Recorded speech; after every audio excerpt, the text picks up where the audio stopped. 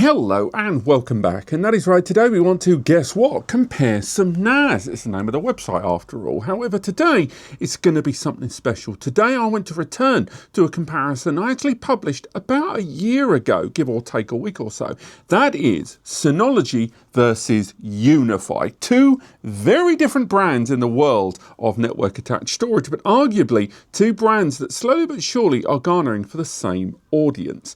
Now, Synology are a 25-year vet in the world of network attached storage. They have got a myriad of solutions at a myriad of prices that do a myriad of different things. UniFi, on the other hand, predominantly well known for their network technology, have expanded over recent years to cover an entire ecosystem of home and business environment. But it's only been in the last year or so that they've been expanding in the world of NAS. So the U-NAS Pro launched in 2024, and now in 2025, 4 more solutions, 2 desktop, 2 rack mount, and a further larger scale rack mount down the road arriving on the scene soon. Ultimately, this is about whether UniFi is now ready to house your data for network attached storage, or whether you should go for the old tried and tested options that have been in the market and has been such a big player up to this point. Now, I'm going to be straight with you. I'm going to focus as much as I can on the world of NAS, but there is no denying that both of these brands provide more than just NAS solutions,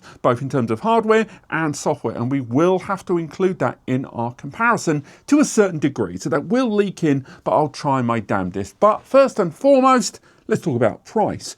Both of these brands have got very different attitudes towards price point on day one. Now, Synology is arguably, for the hardware, the more expensive of the two. It's a kind of an open secret at this point that Synology, when it comes to pricing their devices, focuses a lot on their software and scales back the hardware accordingly to meet a certain price point. They are designed around efficiency more so than anything else, but you tend to find with a Synology solution that the base level hardware, regardless of whether you go for an entry level 2 bay or right the way up to a large scale 60 bay rack mount, all of those solutions tend, for what you are paying versus the hardware, seem to quite poorly compared with, say, building something yourself. You tend to find that the money you are paying is because of Disk Station Manager, or DSM. That also extends to other software platforms that we'll talk about later on that's built into the Synology ecosystem. Now, UniFi, although they don't have that many NAS solutions, their pricing aesthetic that goes towards the rest of their hardware portfolio is still very, very true to their attitude towards NAS, and that is they go for a much lower price entry point, presumably to make you get interested in expanding into the rest of their portfolio. Now, where that extends to the NAS is when you look at something like this. This is the U-NAS 2, launched in October 2025, September-October 2025. And this is a 2-bay, 2.5 gig, quad-core, 4 gig NAS solution. It's turnkey, it's got the software included, and this is $199. There is practically nothing of the same hardware architecture in the Synology ecosystem at that price point. That scales up to currently the 8-bay system from UniFi. This is the U-NAS Pro 8. It's got 8 hard drive bays, 2 M.2 NVMe bays, 3 10 gig network ports, and it's got a dual PSU redundant power supply architecture there. Quad-core 16 gig memory as well. You would have to pay probably about $2,000 to $2,500 to get a similar solution in terms of hardware from Synology, and they are rocking it out at $799. That's what I mean. Their pricing structure is much lower, so if what you care about is how much you are laying down just for the NAS, you are definitely going to get a better hardware value price point out of UniFi. But it's not just about the price, it's about what you get for your money, what's included with that, and ultimately the suitability of that solution to your needs. So let's talk about the actual hardware. Discussing the hardware really means that we have to look at an overview of all of the solutions offered by both of these brands. And in that form, there is no denying that, at least in the terms of NAS, UniFi bring a much weaker proposition to the table. As mentioned, they currently have 5 solutions, with a 6th one knocking around there in the background, presumably happening before the end of the year or the start of the next. And those solutions have very similar profiles, very similar CPUs, similar levels of memory between them, the M.2 utilization, SATA utilization there. At least in terms of NAS, the hardware profile is actually pretty streamlined and pretty low down the pecking order. They've got good network connectivity, but that's really, apart from that, in terms of hardware, it is more about fixing a certain profile and then expanding from that solid profile different kinds of solutions. Now, unsurprisingly, given their length of time in the market, Synology, at least in terms of NAS, have got a far more interesting proposition in terms of hardware. Yes, the hardware is at a higher price point, as we've discussed, but you have got everything from 1-bay pre-populated solutions in B Station to SMB-focused, adaptable and expandable solutions like the 4 and 5-bay solutions in the 25 series and those that came before it, all the way up to desktop 8 bays, rack mount 12 bays, and the aforementioned 60-bay rack mount. At any given time, there is around 15 to 25 different solutions in different profiles from this brand, with a myriad of accessories to scale them up that range from memory into network adapters. They also have their own range of hard drives, and we'll come on to that later on because it is something of a hot button topic. But at the very least, in terms of hardware and range of portfolio, Synology win in spades. Now, I said we touch in and outside of NAS because we do at least have to talk about, when it comes to hardware, that both of these brands do more than just NAS. And on that tipping scale, UniFi takes a huge lead in terms of the wider hardware product portfolio if we step outside of NAS. Synology has a large range of NAS solutions. It also has a router selection of router devices. It also has a range of surveillance cameras. And apart from their hardware upgrades and a few little bells and whistles in between, that's really it from them. They also have dedicated backup appliances like the Active Protect series, and ultimately their product portfolios kind of end there for the most part.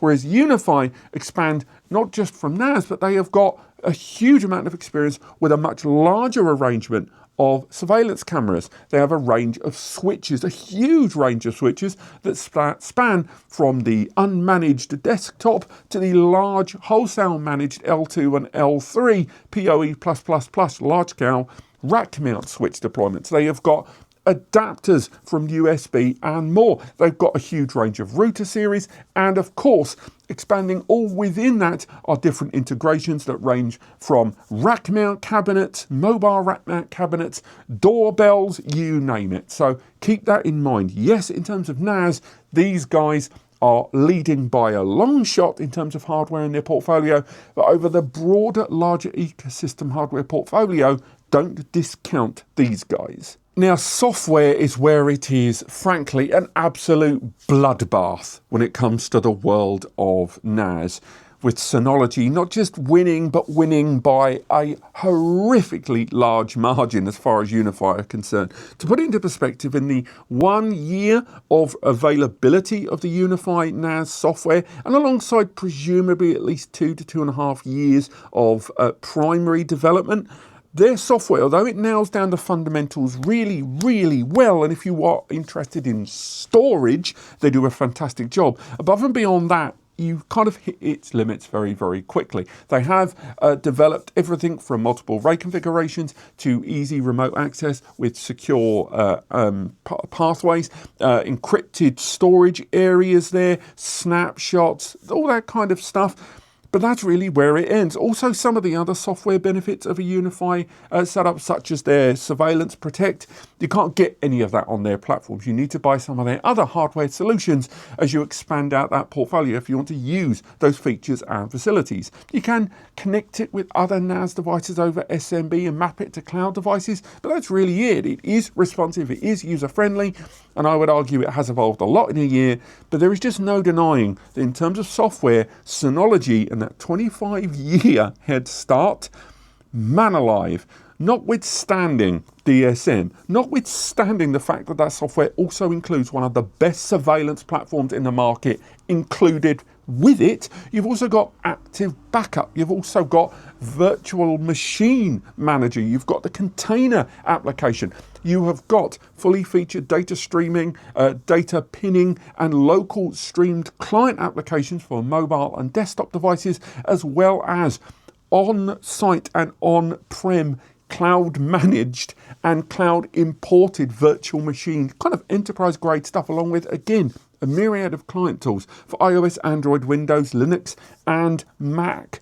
Ultimately, they have evolved that software to the point where, of course, it's the reason people buy Synology, not for the hardware, but for the software. And although UniFi do an incredible job nailing down the fundamentals of their software and the fundamentals of storage, the S in the word NAS, it has to be said that as an evolved software platform, these guys are still leaps and bounds ahead. We could talk about security. We could talk about how these two brands compare in terms of security, because these guys have got a huge history in terms of network management software, which of course they are evolving in and using experience for in their NAS platform, but still nonetheless, these guys in NAS, in software, take the lead by a healthy margin. Flexibility and expandability is next, and depending on what kind of user you are, the merits and the benefits of this are going to be slightly different. Expandability and scalability is about what happens when your system fills up. What happens when you outgrow its current delivery to you? How do you scale it up? What levels can you scale it up? How easy is it? How locked in or locked out are you?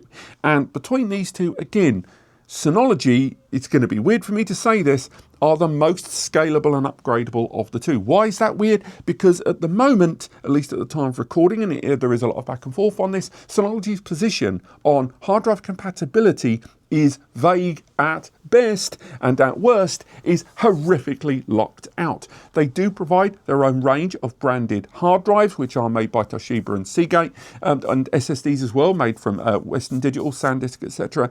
But ultimately, their platform still provides scalability in things like Synology Hybrid RAID, a mixed drive storage system.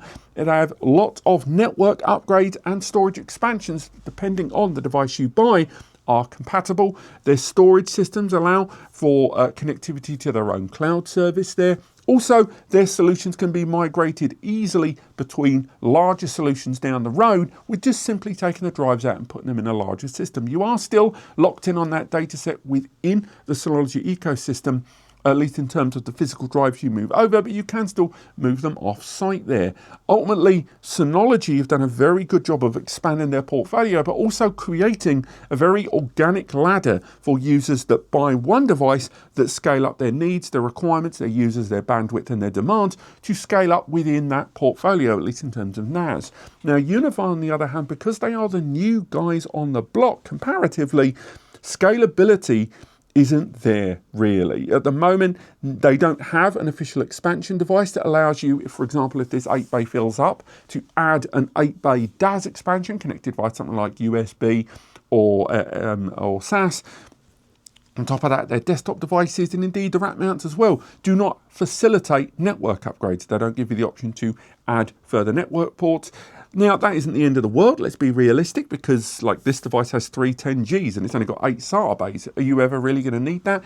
But that aesthetic, that attitude towards scalability does exist within the rest of their hardware portfolio there. Also, things like the M.2s on this device that is 8-bay, you can't use them for anything but SSD caching on larger storage drives, which is okay, but some people would want to use them for storage pools, especially on a system that's got 3 10-gig ports on it. Also, the M.2 NVMe on this still requires you to purchase an optional tray to put the drive in, which is bonkers. That is something that should be included with it. The same goes this 2 PSU architecture here for redundancy.